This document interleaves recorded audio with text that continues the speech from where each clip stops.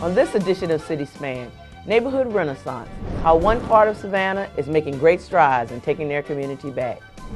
How one man is doing his part to make a neighborhood shift in a way it's needed now more than ever.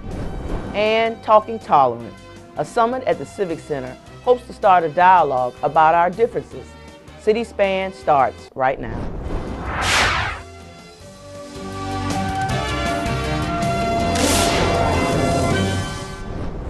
It's been said that Savannah is a city of neighborhoods, each with unique history, architecture, landscape, and people. Each also has its own unique set of problems, concerns, and opportunities.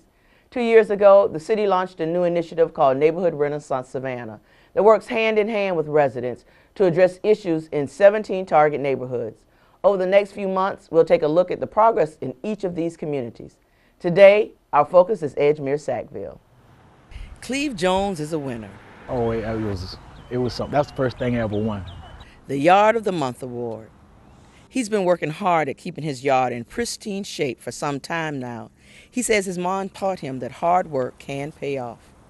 My vision is if I keep my property up, it might spread. Somebody might get a date that might want to do theirs. Looking at some of the yards surrounding his home, it's clear there's work to be done. If you take a look from the beginning of Waters Avenue to this area, in one particular street block, you can see the difference. A difference Sarita Monroe, a member of Edgemere-Sackville's Neighborhood Association, is working to eliminate. Located east of Waters Avenue, sandwiched between East 52nd Street and Memorial Hospital, Edgemere-Sackville once sat along the route to the famous automobile races that Savannah hosted at the turn of the century. Today, the neighborhood is facing crime, blight, and apathy. Well, of course, every neighborhood will have its challenges. One of those challenges is the crime in the area. Blight has increased in the neighborhood. Well, at one point, but we are reversing that. Rosa Davis is the president of the Neighborhood Association here. When you have landlords that don't care, that may just be in it for financial reasons only, then you can run into problems because crime and blight can be found in pockets across the city, but the source of these problems often differs from neighborhood to neighborhood. Savannah's Neighborhood Renaissance teams work closely with residents to identify the root causes and then create solutions unique to that area. The city gives us so much assistance. But Davis knows that assistance comes with responsibility. Neighborhood Renaissance success depends on actively involving the residents who live in these neighborhoods. The city provides the technical expertise and the resources, but it's the residents who drive the strategies and work with their neighbors to create lasting change. I am a renter. At some point, it might be nice to be a homeowner, but you know, at this time, I'm renting, so it's okay. This is a great neighborhood, a great location to be in. For Jones, progress can be measured one grass blade at a time. It's getting better. Residents here working hard to make sure that grass stays greener in their neighborhood. To learn more about what's happening in Edgemere-Sackville, visit their website at www.edgemeresackvillena.com.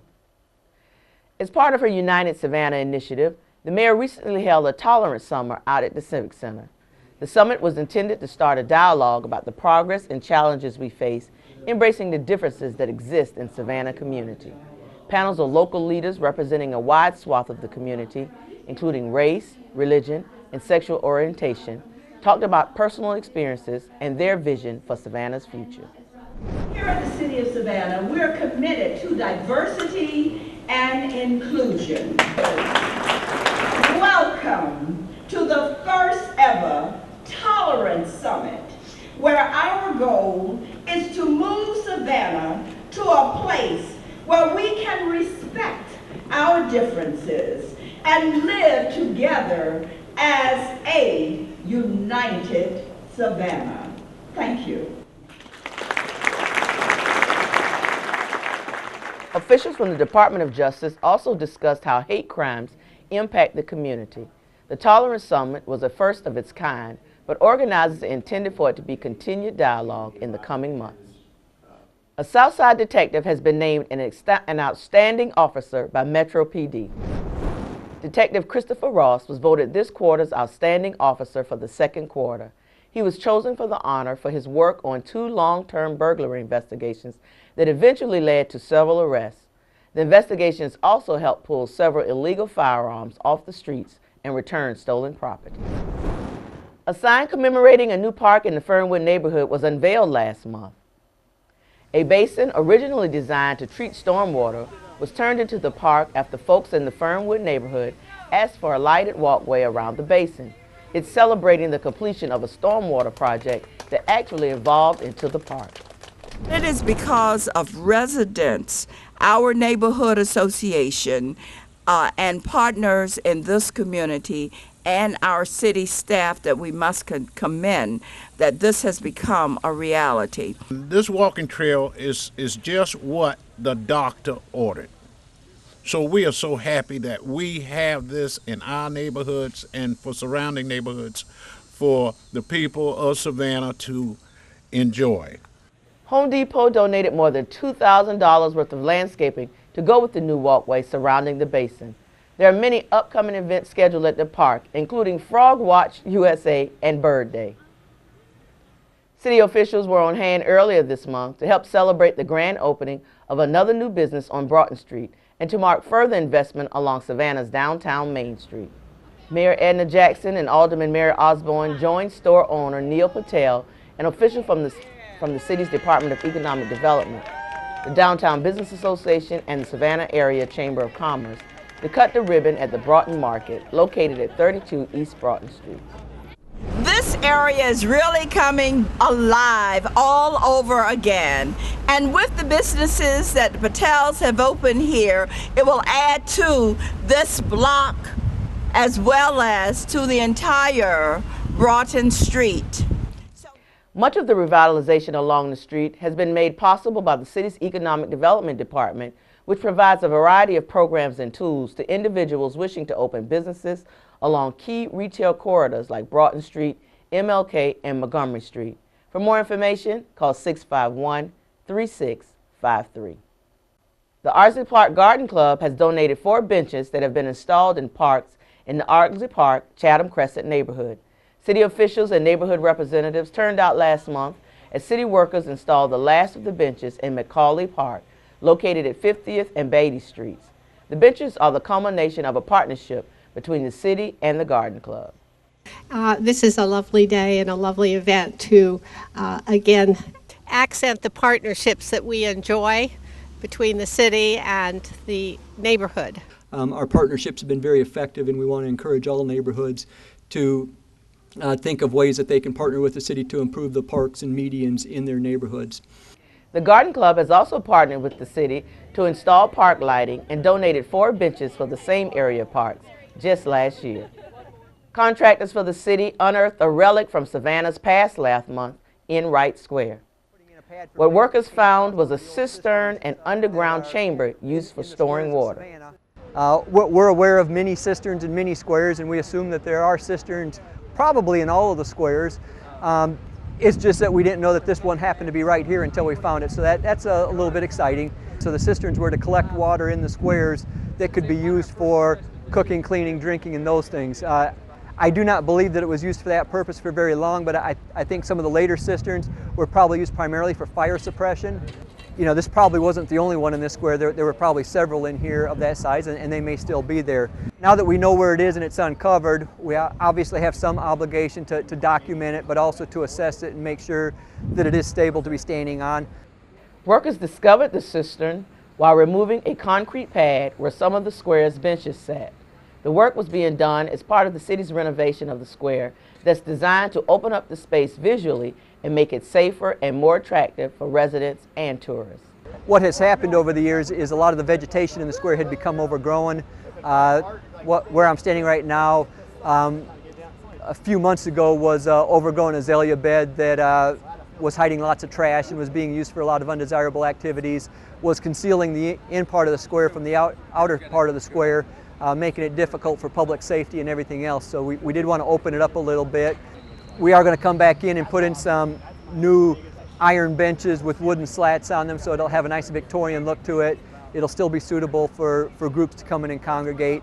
There will be seating areas which have been traditionally a part of Wright Square, although formerly they were concealed, so you wouldn't want to congregate in there. Now they'll be more open to where groups will want to congregate and feel safe in there.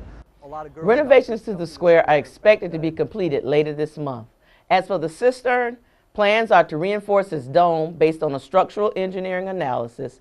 Once reinforcement is completed, the cistern will be permanently closed and the area above it landscaped. The city plans to install a granite marker over the entrance to the cistern to help mark its location. As you know, since 2008, as part of its Thrive initiative, the city has been working to make Savannah a greener place by instituting programs to help reduce the city's carbon footprint and promote an eco-friendly and sustainable community. City of Savannah Sustainability Coordinator Garrison Marr shows us how to keep the air inside your home pollutant-free. I'm here in Savannah Gardens with your acronym of the day, VOC. VOC stands for Volatile Organic Compounds, which is a fancy way to describe the chemicals used to manufacture products that can release gas as the products age. When products with high VOC content are inside a home, these products can release gases that contribute to indoor environmental air pollution that could keep your family from feeling their best. Home components that may have a larger VOC content include paint, flooring, and finishes on some components like cabinetry. There are really two ways to reduce VOCs in your home. The most effective is to use low VOC products where possible. This Savannah Gardens home features low VOC interior paint, cabinetry, carpeting, and flooring adhesives. The second is to keep your home well ventilated. Fans, windows, and air conditioning systems all help circulate the air and keep it fresh. Studies estimate that people spend up to 90% of their time indoors, mostly in their homes. So green, low VOC products can really help your family feel even better. And it's one more way to think green, Savannah. A new addition to the Ships of the Sea Museum. Ahead, see how this day came to be.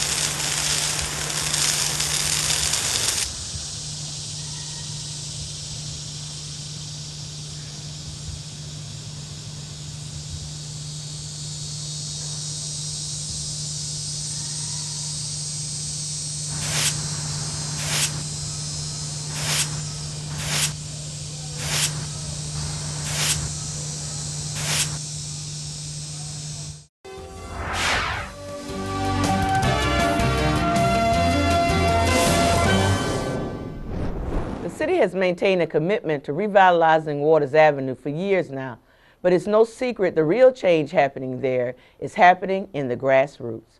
Chris Brown joins us in the studio now to tell us about one man who has made that his mission. What was once Savannah's Ice House is now Jerome Meadows' whimsical wonderland. These are the most recent. The idea is that they rock and that it bounces. From giant works of art to the smallest one. So I started making these things and really enjoyed the fact that they were very spontaneous. All the result of a childhood passion that never went away. Being a child, drawing horses. He drew them sitting at his dining room table in a tenement in the Bronx, an unlikely place, he says, for a child to fall in love with art. You know, having ideas as artists is like your lifeblood. Ironic, too, that he once again finds himself in an unlikely place for an artist. That the amount of gunfire that I used to hear has diminished quite a bit. Meadows moved into this old ice house along Waters Avenue in 1997. A few years after that, he was approached about being a part of the Waters Avenue Revitalization Project. I saw my purpose in that was to, one, find out to what extent art and culture was to be part of that revitalization, and that if it weren't, that it certainly needed to be. He intends to make sure of it. Culture and art is one of the best tools on earth for discerning what people have to say about something. Meadows has been working on several public art projects to be displayed along Waters Avenue, like these planters, part of a failed revitalization effort along Waters in 1976. Repurposed, turned into art that will be cared for by people in the community. Grassroots, yeah, and the nature of the community is very grassroots. After all, he says, if you're going to revitalize Waters Avenue, it has to be about the people. The people have to have a voice. You have to hear what they have to say. Meadows has spent his life doing what he loves. You know, in spite of what the statistics may be and doubters may say, it is possible to be a professional artist and make that what you do for a living. And what he loves is giving a voice to those who need it most. In Savannah, Chris Brown, CitySpan. For more on the Waters Avenue revitalization effort, head to our website, savannahga.gov. Each month on CitySpan, we team up with the folks at Bank on Savannah, an initiative of Step Up Savannah, to provide you with some easy ways to make the most of your money. With this month's Bank on This tip, here's Richard Reed from Consumer Credit Counseling Service of Savannah. Did you know that over 67% of credit reports have at least one error on them? As a Georgia resident, you can pull your credit for free 10 times a year through annualcreditreport.com. The first 3 reports you get, you can do on the website. After that, you call the number 877-322-8228 for your additional copies. If you'd like to sit down with a certified credit counselor and review your report for free, call Consumer Credit at 691-2227. Until next time, I'm Richard Reeve, and you can bank on this.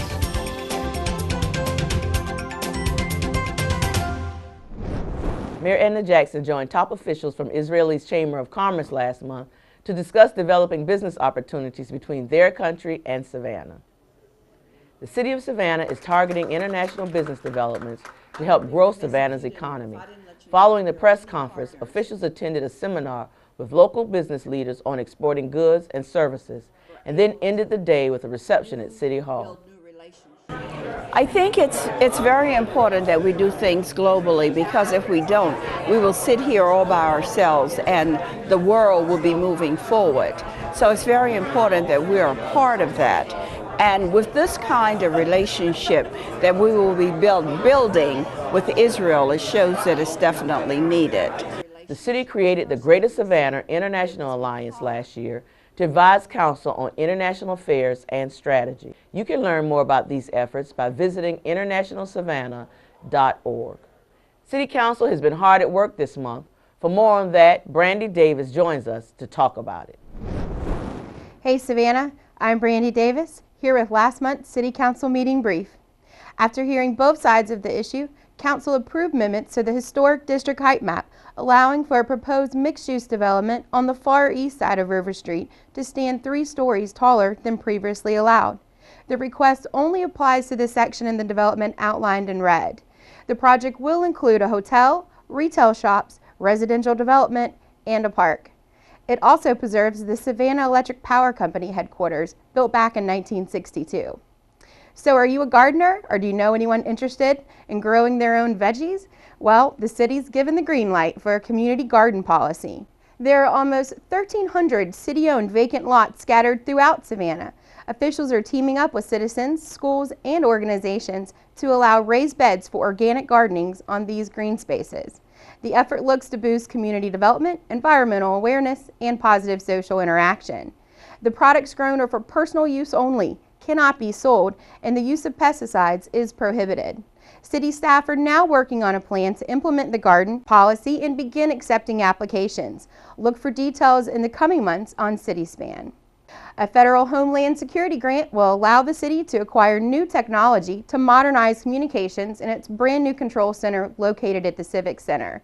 The gear will allow administrators in the center to better communicate with folks on the ground during emergencies such as a hurricane. Also receiving an upgrade is Wright Square. The city will replace existing high-pressure sodium lights with money-saving, energy-efficient LED ones. It's all part of a larger product of replacing fixtures downtown that use less energy and emit a more natural glow. Finally, City Manager Rochelle Small-Toney was presented with a service pin marking 5 years of service. Before taking her current position, Small-Toney served for 3 years as the Assistant City Manager. This year, she's also being recognized by the International City-County Managers Association for 30 years of service. Congratulations, Madam City Manager. Congratulations.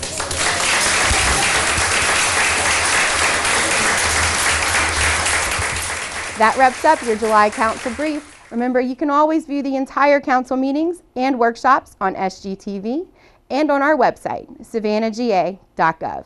Until next time, I'm Brandy Davis. Don't forget to watch council meetings in their entirety. You can do that on our website, savannahga.gov. Savannah Youth Council is back in session. After a summer-long break, the newest members of Savannah's Youth Council were introduced to their new roles. The year-long program is designed to help young people understand Savannah local government and how they can be a part of shaping their future. The kids will participate in mock council meetings, take trips with city council members, and get a better feel for their place in democracy. Recently, a downtown Savannah museum opened an exciting new outdoor expansion that means more opportunities for citizens and visitors to enjoy the beauty of the historic district.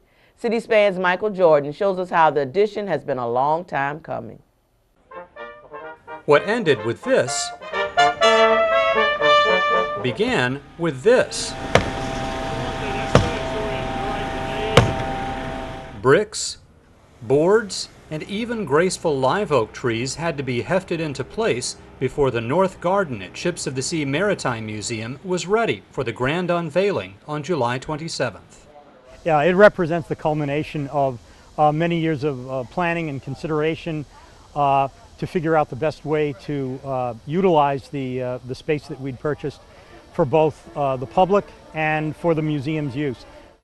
The story actually begins in the early 19th century, when Savannah cotton merchant William Scarborough built a sumptuous mansion on what was then West Broad Street. After the Civil War, the civic-minded George W.J. Duren converted the house into a public school for African American students. Then, in 1996, modern-day philanthropist Mills B. Lane IV restored the mansion and made it home to Ships of the Sea and its marvelous model ships and other maritime artifacts. Lane also ensured the site would be known for its natural beauty and ordered the creation of the largest garden in Savannah's historic district. That vision is continued with the North Garden, which more than doubles the size of the museum's garden and spreads the complex over an entire city block. This museum is very important. It has a tremendous history in our community. And to have now this garden where people can come free and see what is happening here makes it open very much not only to our tourist community, but also to the residents of this community. Reporting from Ships of the Sea Maritime Museum on Martin Luther King Jr. Boulevard, I'm Michael Jordan for City Span. The garden will be open to the public free of charge 7 days a week and will also offer free Wi-Fi. You can learn more at www.shipsofthesea.org. 50 years ago, a history-making ship paid its first visit to its namesake city, Savannah. Savannah, and a colorful, exciting welcome. The nuclear ship Savannah, the world's first nuclear-powered merchant and cargo ship, sailed up the Savannah River and docked right here in Savannah. Thousands of people greeted the shining new vessel. On August 22, 2012, at the Savannah Ocean Exchange Georgia Historical Society, the Ships of the Sea Maritime Museum will unveil a historic marker commemorating this historic day. The event will take place at 5 p.m. in front of the Trade Center on Hutchinson Island. The Propeller Club of Savannah will host a free public promotion afterwards. For more information, visit www.nssavannah.com. When we come back, Aaron Seals is back at summer camp, going green this time and making some very eco-friendly jewelry in this month's The Beat.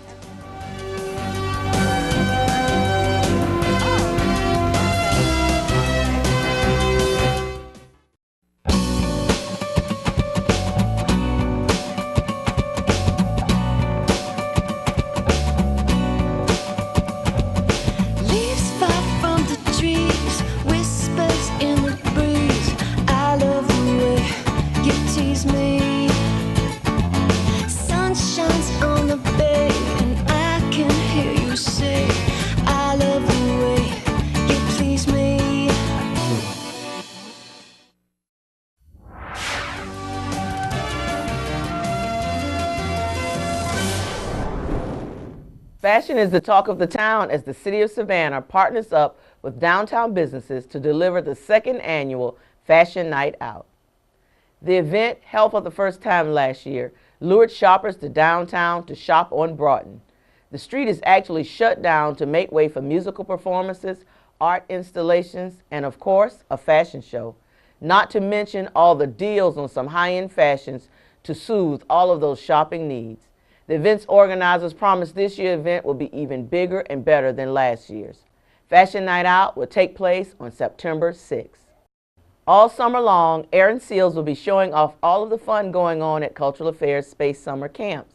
Tonight, she's showing off her craft making skills, getting a lesson in green jewelry making in this month's Beat. I am here at our Space Summer Camp. Hi, knock knock, hey everybody. All right, well Jessica, show me what you guys are working on today. All right, today what we're doing is we're making pendants out of old magazine paper.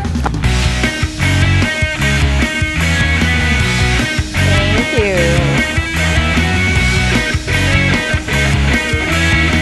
All right, then you're gonna fold that in half. Like, so that the edges like are this? in the middle. Mm-hmm. Oh, okay, okay. All right, and then you're gonna fold it in half again. And this is for a necklace, right? Mm-hmm. And this is Recycle Week. So each week has a different theme, right? We're doing all projects we've made with recycled materials. Mm-hmm. I don't know if my craft skills are as good as yours. All right, and then once you've got it all rolled up, hold it like that. Mm-hmm. Yep, and then you're gonna take your paintbrush with your glue. Oh, Some glue there. okay. Okay, uh-oh. Make sure you get a good bit of glue. I would have to kind of re-roll this up again. Oh, yeah. This is actually kind of relaxing though. Like, Yeah. I'm not thinking about too much, but just getting this done. It's really, everything is slow motion, seriously. And you're gonna hold it for like about 20 seconds so that it'll stick and it's not gonna come apart. All right. Y'all pendants look better than mine. See your pendants compared to my pendant? It's pretty, thank you. Look how neat that is. And we're sticking it on the back. Okay. Yep, and then you're just gonna set that aside and let it dry. So was this pendant hard for you guys, or it was pretty easy for you guys? It was hard for me a little bit. It was relaxing.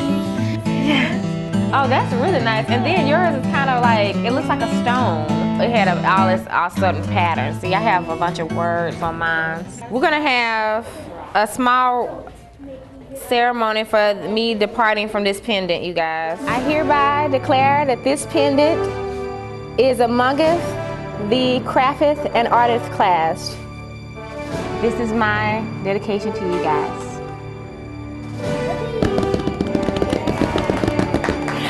Thank you.